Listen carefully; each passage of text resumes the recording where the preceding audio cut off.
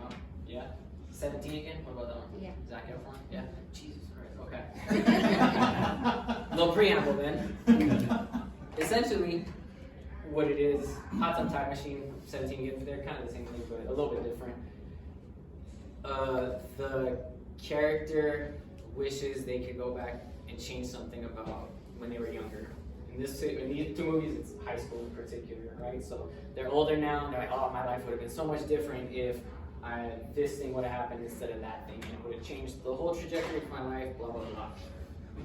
Makes sense a little bit? Right? That's the gist of it, right? So recently, I watched Hot Tub Time Machine again. It's from 2009, I think. Still holds up, by the way. If you haven't watched it, you would definitely be pleased to watch it if you're kind of into that type of thing. But anyway, the reason why I brought this up is because later on this week, it's my birthday. I'm going to be 31.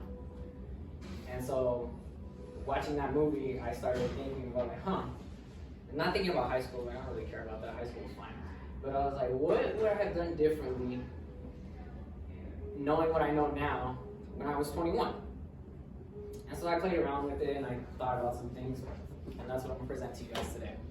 So the first thing that I would have done is told myself, if I could go back, I would tell myself, get financially literate. Like, when I was 21, I had a good job. You could call it a career. It wasn't a great career, but I was making, $60K a year, which is decent considering I had no bills. I still lived at home. That's like all free money basically, right? What do I have to show for it? Nothing. So I would tell myself that to get financially literate, learn about what an asset is, what a liability is, and then accumulate assets. Stay away from liabilities. Stay away from bad debt. I didn't need a new car. My truck worked just fine. I didn't need all these other outstanding purchases that I bought on my credit card. And I have interest that's through the roof on this card, right? So that's one thing I would have done. The second thing, and this kind of flows into or piggybacks off the first thing that I would have done, is yes, I did go to college, and college was great because that's where I met my wife, so I wouldn't be married and I wouldn't have my daughter now. So I don't want to change that. But I went to Cal State Fullerton. This is one of the top programs in the country for the field that I studied, which was kinesiology. And again, did not take full advantage of that. Yeah, I went to school, I got good grades, I graduated, all that good stuff. But literally the bare minimum of what I could have made out of that experience. And the reason it ties back to being financially literate is because I probably would have had some assets that could either make me passive income or at least have some decent savings set up. So I wouldn't have to work 3 different jobs just to get through college, pay for that commute, pay for the tuition, and all that stuff. That's how it ties back into the second one.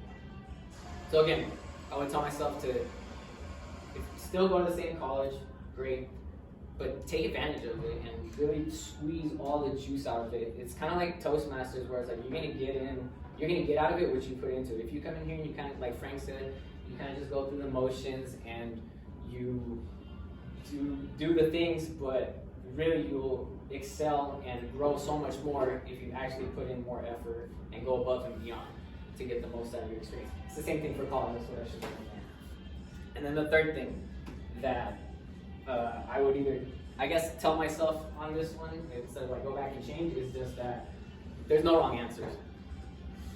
A lot of times people are scared to, I'll just say myself, scared to make certain decisions because like we're not sure if it's the right answer, or what if I fail, or what if it doesn't work out.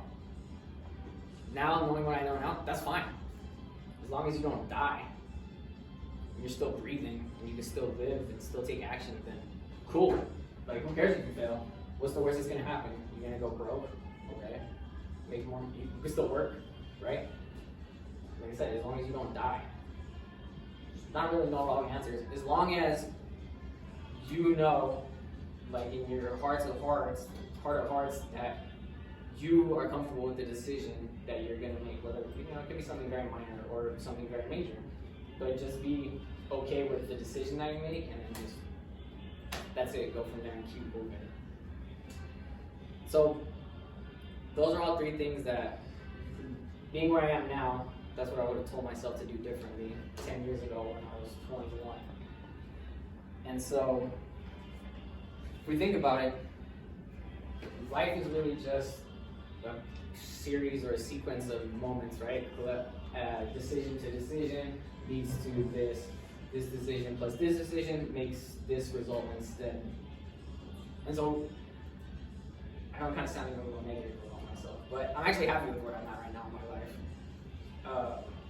But these are just things that maybe would have changed the trajectory a little bit. But the cool thing is, like I said, that life is moment to moment. So, what do we do from here? Well, the next decision that you make, the next action that you take, can start moving you in the direction that you do want to go, and eventually you will get there probably, maybe, as long as you keep going and don't stop. I'm Toastmaster.